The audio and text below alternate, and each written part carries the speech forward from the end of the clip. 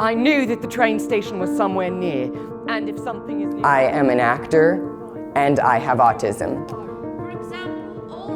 It's really hard for people with any disability to get a large role in a professional theater.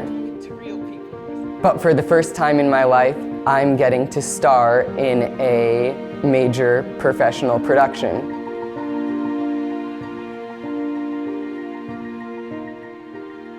Use those words, Christopher! You said it on September 12th last year at first break. My name is Mickey Rowe, and I am playing Christopher Boone in The Curious Incident of the Dog in the Nighttime. The Curious Incident of the Dog of the Nighttime is about a boy who has autism and his adventure that flips his world upside down. Pull myself together and I hit him. I am the first autistic actor to play Christopher Boone, and I am surprisingly one of the first autistic actors to play any autistic character anywhere. I've had to be an actor my whole life to pass as neurotypical. So being an actor comes so naturally to me. I use scripting in my daily life.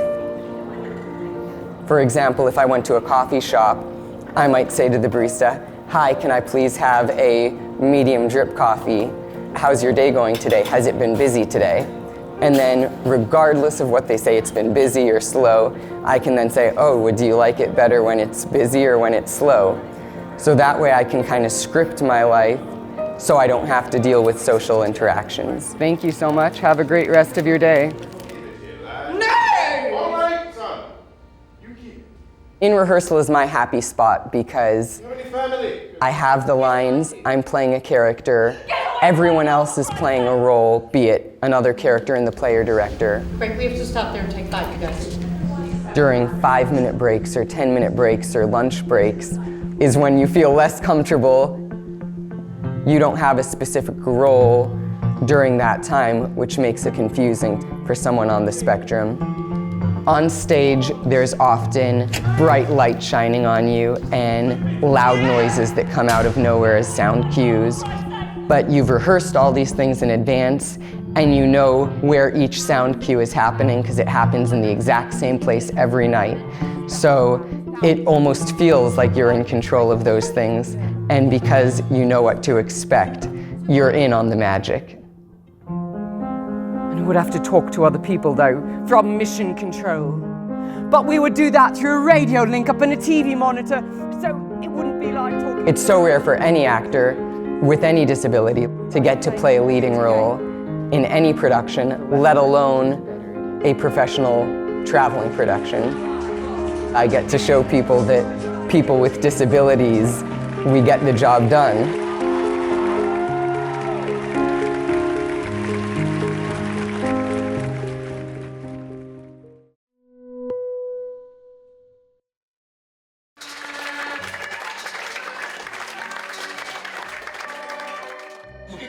Et quand j'ai commencé à jouer ce rôle, j'étais bien jeune, je n'avais pas cette barbe, et il fallait que je me blanchisse les tempes pour paraître plus vieux.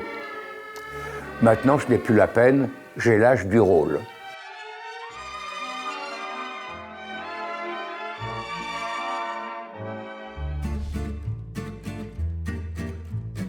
Je m'appelle Roger Desfossés, je suis comédien.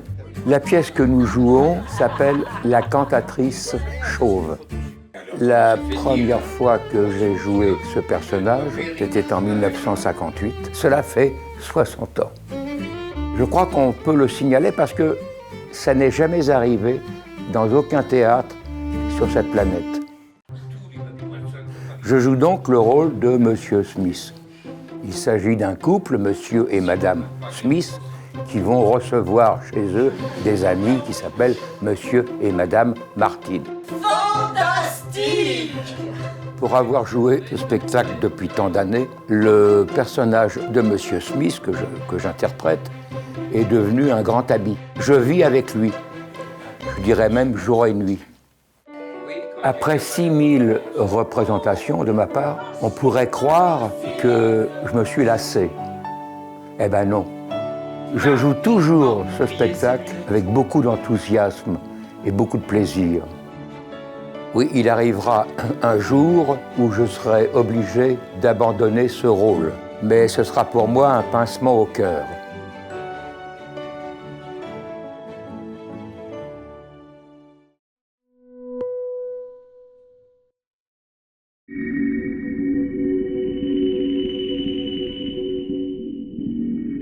Playing Hamlet has helped me ask questions of myself that usually I leave buried deep inside. I never thought I'd do anything like this. To be or not to be? That is the question.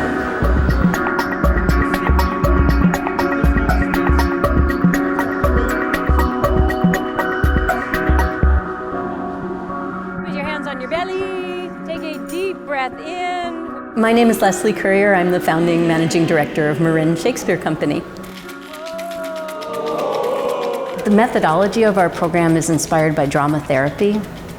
It creates laughter in the room, and it breaks down barriers between races and ages and groups. If you didn't ask that question, I wouldn't say, for here lies the point. It's very beautiful work, and we've seen a lot of transformation. Most of the men in the group don't have any theater experience and haven't studied Shakespeare before. So when we start talking about the plays and the characters, they're just bringing their own personal life experience to the conversation. A shot in the dark. I shall heal my broken wings. When I first came in, I thought I would never act again. I attended college back in Nebraska in 1968 and 69. I was a co-major theater and music. When I came into prison, there is this certain demeanor that you have to establish. So in essence, I'm acting on a day-to-day basis, just to survive. To be able to be up on that stage, letting the true Steve come through, but in the person of the character. That's the freedom I get. And that's what I hope comes out when I do Polonius. Pastoral, historical, no. This role is so challenging that it makes me go through the entire gamut of emotions.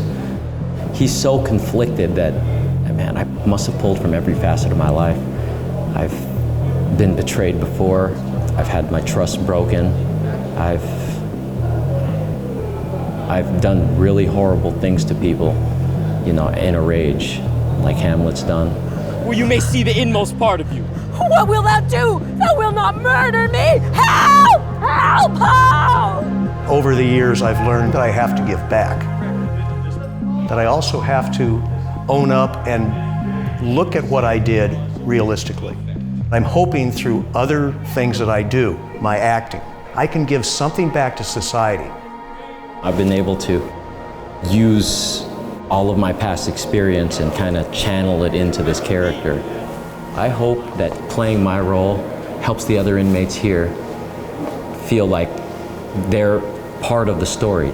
This doesn't just help me escape, this helps them escape too. It also helps me gain a lot of empathy for, you know, what other people are going through. It's tearing open old wounds to try to embody this, to bring the character alive and bring other people within the story. It's difficult, but it's also really cathartic. It helps me heal. In this cruel world, draw thy breath in pain to tell my story. The rest is silence.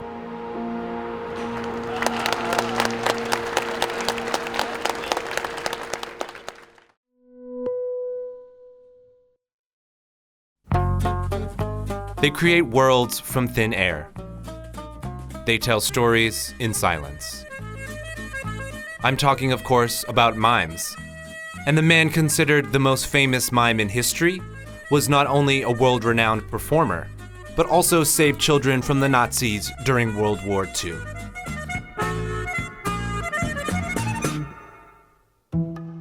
That man was Marcel Marceau. Marcel Marceau is probably the most iconic image of mime.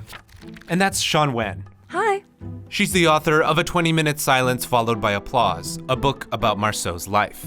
The way that we picture a mime is someone who performs without speaking. And a lot of this has to do with Marcel Marceau. He really influenced a lot of our visual culture. Michael Jackson's Moonwalk is modeled after his Walking Against the Wind. He performed up until his death in 2007, and he toured the world over and over again. Before his legacy as a mime, Marceau was a young boy in France. It was here he would find his hero in the movies. His inspiration was Charlie Chaplin. His humor, his use of physicality. Even from a young age, Marceau displayed this kind of like uncanny physical gift. However, in May of 1940, Marceau's life would change forever. Marceau was 16 years old when Germany marched on France, and his childhood ended all at once. Marceau's father died in Auschwitz, and both he and his brother were very much involved in the war effort against the Nazis. And it was Marceau's skills as a performer that made him a unique asset. There's a story about Marcel Marceau saving a group of children from an orphanage. He dressed them up as campers and he would walk them into safety in Switzerland. He was doing mimicry and he was acting, and essentially he was entertaining them to the point where they could pretend as if they were going on vacation rather than, fleeing for their lives. Another story was that he was encountering a large group of 30 German soldiers. And in that moment, he pretended that he was actually at the front of a large group of French soldiers, and they actually surrendered to him. It seems as if this natural knack for acting ended up becoming a part of his involvement in the war effort. It's been described that he wasn't just miming because he loved mime. During the war, he was miming for his life. In many ways, Marceau's wartime experience would shape his life's work. He spent his life circling the world over and over again, telling these stories through his body in a way that defied language.